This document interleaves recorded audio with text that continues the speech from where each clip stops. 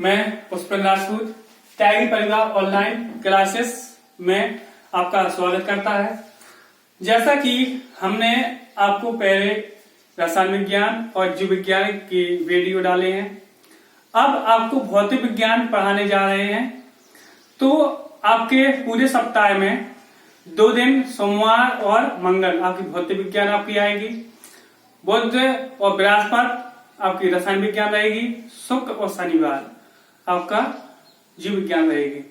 तो आपको ध्यान रखना है, हाँ हो सकता है कभी कभी लेट हो जाए, मंगल की जगह आपका बुधवार को आप भौतिक विज्ञान डल जाए, वो नेटवर्क प्रॉब्लम की वजह से होता है। ठीक है, तो आपकी ऐसी आपकी क्लासें लगेंगी। ठीक, तो भौतिक विज्ञान कक्षा 10 में आपको पहला पाठ है आपका प्रकाश, है ना। पहले आपका प्रकाश होता था, अब लेकिन आपका पहला पाठ आपकी किताब में दिया गया अपवर्तन और परावर्तन। तो ये किसके अंतर्गत होता है? प्रकाश के अंतर्गत। ठीक है, तो सबसे पहले आपको जिन भैया बहनों को ये वीडियो उपलब्ध नहीं हो पाती हैं, तो आप इस नंबर पर मैसेज कर दें, तो हम आपकी सभी वीडियो लिंक भेज देंगे व्हाट्सएप में यूट्यूब की, जिससे आप सभी वीडियो प्राप्त कर सकते हैं। ठीक है, अब आपको यहां पर लौटते हैं, तो आपको समझना है प्रकाश। प्रकाश क्या है? प्रकाश आपकी एक प्रकार की ऊर्जा है। प्रकाश क्या है? एक प्रकार की ऊर्जा है जो हमारे दृष्टि ज्ञान को जागृत करता है। आप सीधे भी ले सकते हैं कि प्रकाश एक प्रकार की ऊर्जा है। आप हेडिंग डालेंगे, पहले सबसे पहले आप कॉपी में उसमें लिखना है प्रकाश। प्रकाश क्या है? प्रकाश एक प्रकार की ऊर्जा है जो हमारे दृष्टि ज्ञान को जागृत करता है। प्रकाश एक प्रकार की ऊर्जा है जो हमारे दृष्टि ज्ञान को जागृत करता है। ठीक है, अगर प्रकाश नहीं होगा तो हम किसी भी वस्तु को नहीं दे सकते। आपने अनुभव भी किया होगा, अगर आप रात में लाइट चली जाए तो आप किसी भी वस्तु को नहीं ढूंढ सकते। ठीक है, तो उसी प्रकार आपका ध्यान रखना है कि इसीलिए आपको कहा गया प्रकाश एक प्रकार का ऊर्जा है जो हमारे दृष्टि ज्ञान को जागृत करता है। अब हम अगली हेडिंग डालेंगे प्रदीप्त वस्तुएं। तो प्रदीप्त वस्तुओं का दूसरा नाम है दीप्त वस्तुएं, और अभी इसका नाम है सुदीप्त वस्तुएं, और इसका भी नाम आपको दिया जाता है किताबों में सुदीप्त वस्तुएं।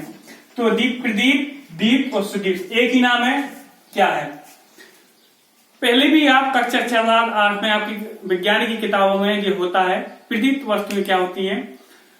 तो सुने इसको। ऐसी वस्तुएं जिनमें स्वयं का प्रकाश होता है, वे सुदीप्त वस्तुएं कहलाती हैं। ठीक है, जैसे आपके तारों में क्या होता है? जो आकाश में दिखाई देते हैं, है ना, तारों। ठीक है, तो उनमें स्वयं का प्रकाश होता है। जैसे सूर्य, इसमें स्वयं का प्रकाश है, तो जिसमें स्वयं का प्रकाश होता है वो आपकी सुदीप्त वस्तुएं कहलाती हैं। ठीक है, इसकी जो परिभाषा उदाहरण में आप लिख सकते हो, सूर्य, तारे, ठीक है, आपके विद्युत बल्ब भी कह सकते हो, मोमबत्ती, जिस सभी क्या आपके स्वयं आपके प्रकाश देते हैं, स्वयं का प्रकाश होता है इनमें। ठीक है, अब है आपकी अदीप्त वस्तुएं। तो इसकी परिभाषा हो जाएगी ऐसी वस्तुएं जिनमें स्वयं का प्रकाश नहीं होता है, उन्हें अदीप्त वस्तुएं कहती है। जैसे आपका चंद्रमा में स्वयं का प्रकाश नहीं होता है। जब सूर्य की किरणें चंद्रमा पड़ती हैं तो उसकी वजह से ये चंद्रमा की रोशनी हमारी पृथ्वी तक पहुंचती है। तो ये आपकी क्या है? अदीप्त वस्तुएं होती हैं जिसमें स्वयं का प्रकाश नहीं होता है। ठीक है, जैसे आपका कांच होता है, कांच में अगर हम रोशनी डालेंगे तभी वो प्रकाश देगा, नहीं तो अन्यथा कांच में स्वयं का प्रकाश नहीं होता है। तो ध्यान रखना है, तो जिसमें स्वयं का प्रकाश नहीं होता है वे आपकी क्या होती हैं? आपकी अदीप्त हैं। जिसमें स्वयं का प्रकाश होता है वो आपकी क्या है? आपकी दीप्त वस्तुएं हैं, सुदीप्त वस्तुएं, प्रदीप्त वस्तुएं, सभी नाम है आपके। ठीक, अब इसके बाद अगली हेडिंग डालेंगे प्रकाश किरण। प्रकाश किरण क्या है? तो किसी पारदर्शी माध्यम में गति करते हुए प्रकाश हमेशा क्या करता है? पारदर्शी माध्यम में ही चलता है। और पारदर्शी माध्यम का मतलब क्या है?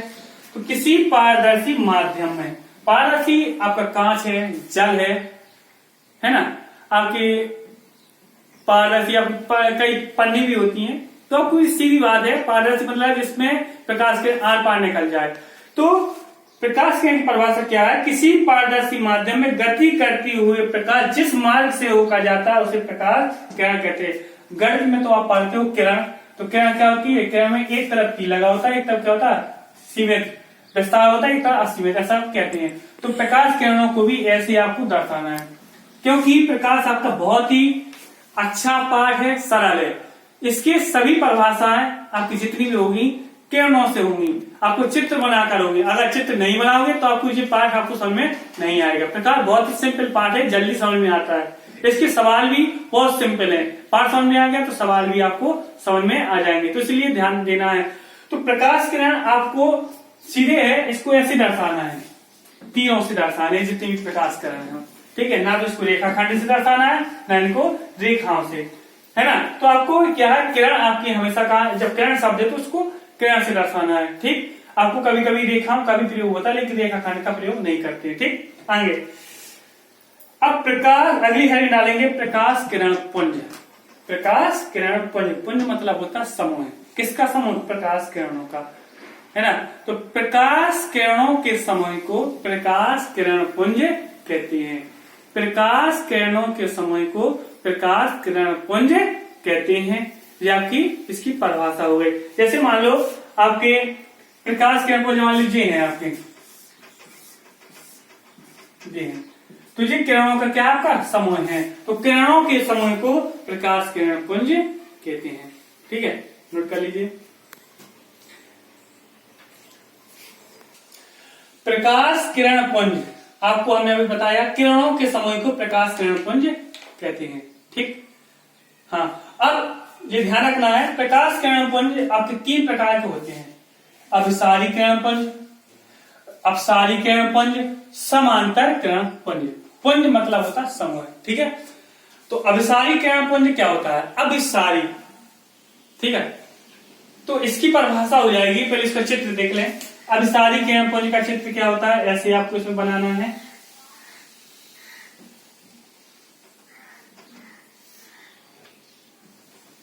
तो इसकी परिभाषा हो जाएगी, किरणों का ऐसा समूह, किरणों का ऐसा समूह जो एक बिंदु पर मिलता है। किरणों का ऐसा समूह जो एक बिंदु पर मिलता है या मिलता हुआ प्रतीत होता है, तो अभिसारी किरण पुंज कहलाता है, ठीक है। तो किरणों का ऐसा समूह जो एक बिंदु पर मिलता है या मिलता हुआ प्रतीत होता है, उसे अभिसारी किरण पुंज कहते हैं। अपसारी, अपसारी मतलब अपसरित होना, फैलना। तो इसकी परिभाषा क्या हो जाएगी? प्रकाश किरणों का ऐसा समूह जो एक बिंदु से फैलता हुआ प्रतीत होता है, उसे कहते हैं अपसारी किरण पुंज। अपसारी किरण पुंज, ठीक है। इसका चित्र ऐसे बनाना है, ये अभिसारी का है, ये अपसारी का है। इसमें तीर आपको ध्यान रखना है, एक बिंदु से आपको क्या फैलता हुआ नजर आ रहा है, एक बिंदु पर मिलता हुआ प्रतीत आ रहे हैं, तीर दर्शा रहे हैं इसको, ठीक है। समानता तो आप पहले भी हमने बता दिया था चित्र, जो प्रकाश किरणों का ऐसा समूह जो एक दूसरे के समांतर जाता है या जाता हुआ प्रतीत होता है, उसे समांतर किरण पुंज कहते हैं। तो किरणों का आपका 3 प्रकार से आपको समूह मिलेगा, अभिसारी मिलेगा, अपसारी मिलेगा और समांतर मिलेगा, ठीक। अब इसके बाद आपको समझना है कि प्रकाश चलता कहाँ है। किसी हर एक चीज को चलने के लिए कुछ ना कुछ माध्यम की आवश्यकता होती है। जैसे हम कहाँ पर चलते हैं? पृथ्वी पर। ऐसे आपको प्रकाश चलता कहाँ है, ठीक है। तो आपका परिभाषा क्या है पहले इसकी प्रकाश माध्यम की? जिस पदार्थ से होकर प्रकाश गमन करता है, किसी पदार्थ से होकर प्रकाश गमन करे, जहां गमन न करे वहां पर आपका क्या मतलब है? तो कहां पर आपका गमन करता है? वायु है, कांच है, निर्वात है ना, आपका शुद्ध जल है। तो इन सब चीजों में आपको क्या करता है? प्रकाश गमन करता है। तो उन्हीं पदार्थ के बारे में आपको कहा गया है कि जिस पदार्थ से होकर प्रकाश गमन करता है उसे प्रकाशिक माध्यम कहते हैं, ठीक। अब प्रकाशिक माध्यम भी आपके 3 प्रकार के होते हैं, ठीक है। क्या क्या है? पहला है पारदर्शी माध्यम। तो आपके कितने प्रकार के होते हैं? 3 प्रकार के होते हैं। तो पहला क्या है? पारदर्शी माध्यम। पारदर्शी माध्यम क्या है? तो ऐसा माध्यम जिसमें प्रकाश आर पार जा सके, आर पार जा सके, वो आपका होता है पारदर्शी माध्यम। जैसे आपको पता भी होगा क्या आपका कांच और शुद्ध जल, तो इनसे क्या है आप, और वायु भी है, ठीक है, और या निर्वात। तो आपका एक बार बार शब्द आएगा वायु और निर्वात, दोनों एक ही शब्द हैं, लेकिन थोड़ा सा अंतर है। वायु में भी प्रकाश की चाल उतनी होती है 3 × 10⁸ मीटर प्रति सेकंड, निर्वात में भी चाल उतनी होती है 3 × 10⁸ मीटर प्रति सेकंड। अंतर क्या है कि निर्वात में वायु उपस्थित न हो, परिभाषा निर्वात की सीधी लिखी है, वायु की अनुपस्थिति को निर्वात कहते हैं, सीधी आपकी परिभाषा होती है निर्वात की, ठीक है। वायु जहां वायु ना हो वहां पर आपका क्या होता है, निर्वात होता है, ठीक।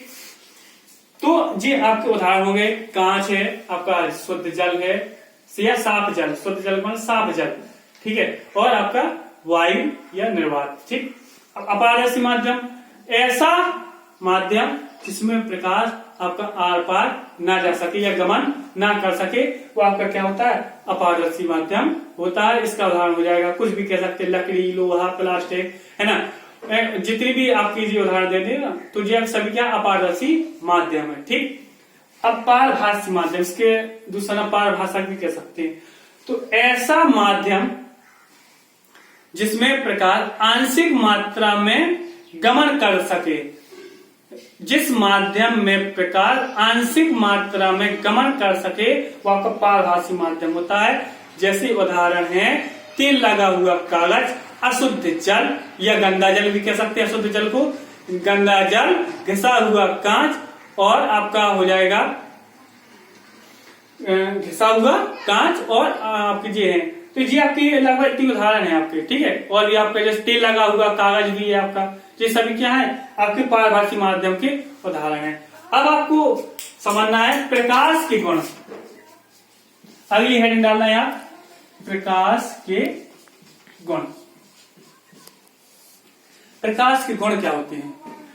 गुण, जैसे कोई भी चीज हो उसके सभी के गुण और अवगुण होते हैं, तो प्रकाश के गुण क्या है? तो पहला आपका इसमें गुण होता है, लिखना है, प्रकाश हमेशा सीधी रेखा में चलता है। आपका प्रकाश ऐसा नहीं कि ऐसी ऐसी रेखा में चले, हमेशा कैसे चलता है, सीधी रेखा में चलता है।